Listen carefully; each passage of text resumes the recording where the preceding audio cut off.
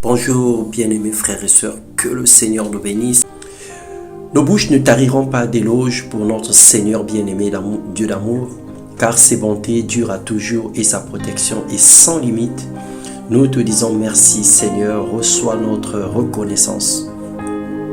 Bienvenue dans notre partage quotidien. Ce matin, nous allons parler de la foi authentique. Et nous lisons la parole de Dieu dans Jean 14, les versets 12 à 14.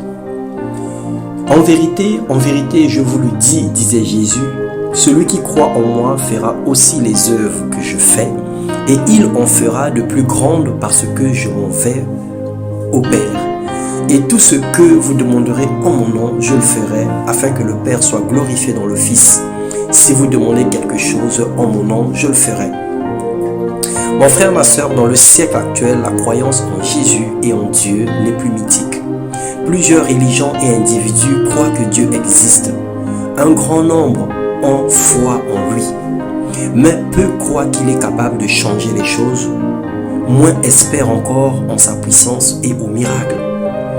Pourquoi les déclarations de Jésus semblent trop grandes ou voire même impossibles pour nous, alors que nous disons que Jésus-Christ, il est Seigneur, il est Dieu, il n'est pas un homme pour mentir, ni un fiston pour se repentir, que sa parole est la vérité, que tout ce qu'il a dit s'accomplira certainement. Nous disons ces choses, nous le savons, mais lorsque Jésus dit que nous sommes capables de faire des choses plus que lui, alors là, plusieurs sont incapables de croire à cette parole. Plusieurs pensent que c'est paradoxal, c'est mythique et que ça ne peut pas avoir lieu ou ça ne peut pas avoir un sens.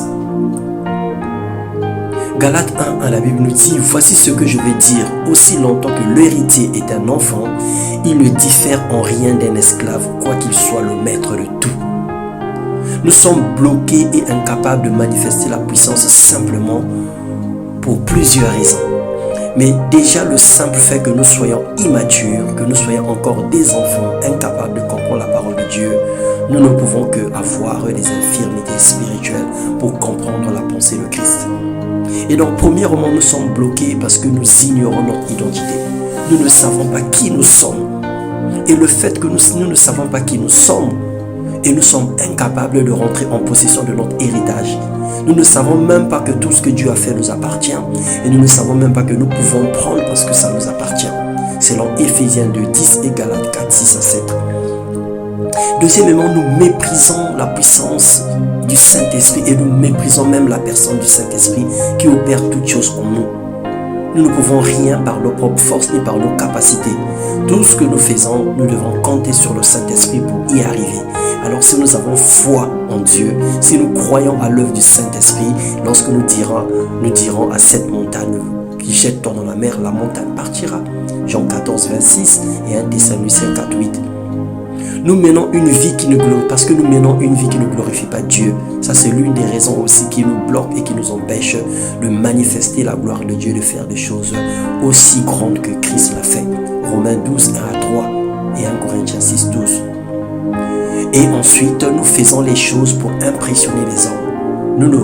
Nous n'accomplissons pas les projets de Dieu, mais nous voulons accomplir nos projets à nous. Selon Éphésiens 2, 3. Et cinquièmement, nous marchons dans l'ambition et non dans la vision. Nous voulons faire des choses qui brûlent dans nos cœurs, mais nous ne voulons pas écouter les battements du cœur du Seigneur Jésus-Christ. Philippiens 3, 13 à 14. Et pour terminer, nous n'aspirons pas au revêtement du Saint-Esprit.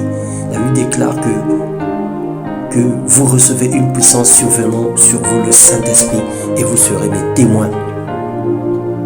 Nous n'aspirons pas à ce revêtement. Nous prenons le Saint-Esprit comme étant une simple puissance, comme étant un objet ou comme étant une force simplement. Alors que nous oublions que le Seigneur, dans son amour, a voulu faire de notre corps le temple de son esprit. Il veut habiter à l'intérieur de nous pour opérer avec nous les choses comme lui-même il aurait fait de son vivant sur terre. Ézéchiel 26, le verset 25 à 27. Bien-aimés, soyons un avec Jésus dans tout le processus de notre vie chrétienne, c'est-à-dire esprit, âme et corps, et marchons dans la vérité pour mener une vie de puissance. Si nous avons compris ces choses, nous allons nous rendre compte que ce n'est plus toi qui vis, c'est Christ qui vit en toi. Et si Christ vit en toi, alors tout ce que Dieu va faire, c'est Christ qui va le faire. Et rien n'est impossible à Jésus-Christ. Et lui-même qui disait que si vous croyez, vous ferez des choses plus que moi. En réalité, c'est lui-même à l'intérieur de nous qui va le faire. Et il a la capacité de faire aussi grand que ce qu'il avait fait dans le passé. Parce que les temps ont changé. Alors crois de façon authentique. Aspire au revêtement de l'Esprit de Dieu. Crois au Seigneur Jésus-Christ de tout ton cœur, de toute ton âme, de toute ta pensée. Et tu feras des grandes choses comme le Seigneur l'a promis. Dans le nom puissant de Jésus. Amen.